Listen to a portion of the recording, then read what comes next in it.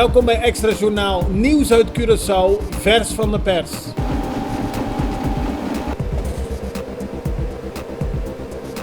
En dit is het nieuws van vandaag. Er zijn nog 2 mannen aangehouden in verband met de zaak La Certa bij Refineria di Curaçao. Het gaat om de heren Seintje en Kinburn. De 2 verdachten worden naast ex-directeur Roderick van Kwartel en andere functionarissen van de familie Isidora verdacht van corruptie. Van Kwartel en Isidora werden afgelopen zondag al aangehouden. De rechtercommissaris buigt zich vandaag over de detentie van beide mannen. Woordvoerder Roderick, gouverneur van het Openbaar Ministerie, liet verder weten dat de detentie van Van Kwartel en Isidora met 8 dagen is verlengd. Binnen 24 uur is er een bod van 1 miljoen meer op tafel gekomen bij de veiling van Hotel Otrobanda. De veiling is daarom stilgezet. De veiling begon gisterochtend om 10 uur en geïnteresseerde koper Abdul Assaf zorgde voor veel verwarring. Hij gaf een bod van 12 miljoen, maar kon via zijn bank alleen een garantie voor 11 miljoen overleggen. Daarop vroegen andere geïnteresseerde kopers aan de notaris om de veiling stop te zetten en een nieuwe datum te prikken voor de veiling van het hotel. Hotel Otrobanda is naarstig op zoek naar een nieuwe koper. Het is de laatste dagen onrustig in blok 6 van het SDKK, de afdeling waar ook Gerrit Schotten verblijft. Gisteren vond daar een steekpartij plaats tussen 2 mannen. Een van hen kreeg verschillende steekwonden in zijn lichaam en moest voor behandeling naar de eerste hulppost gebracht worden. De advocaat van Gerrit Schotten heeft al een week geleden een brief geschreven aan de minister van Justitie over de veiligheid in blok 6. Volgens de advocaat is de situatie explosief. In het blok zitten onder andere Schotten, Erik Garcia, de ex-directeur van de Girobank, en ook pastor Lando Valentin.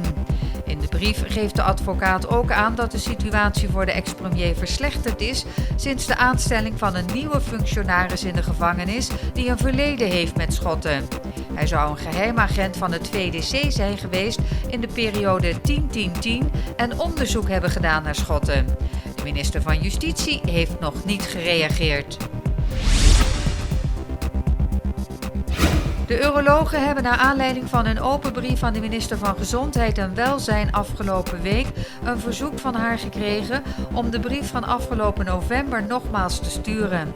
Ze hopen dat de minister binnenkort met hen om de tafel gaat zitten om te praten over de ontstane situatie.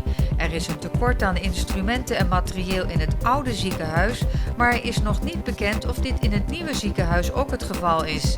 De Vereniging van Urologen wil graag met de minister in gesprek gaan hoe een en ander opgelost kan worden.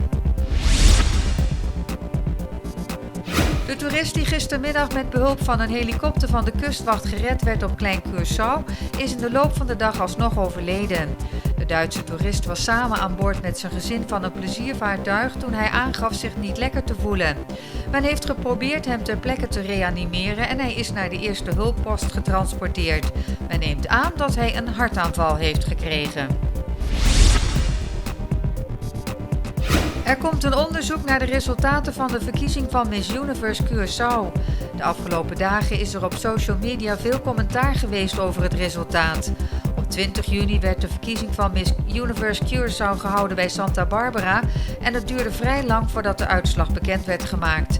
De Extra kreeg gisteren een brief waarin staat dat het Openbaar Ministerie gevraagd is een onderzoek te starten naar de gang van zaken op 20 juni.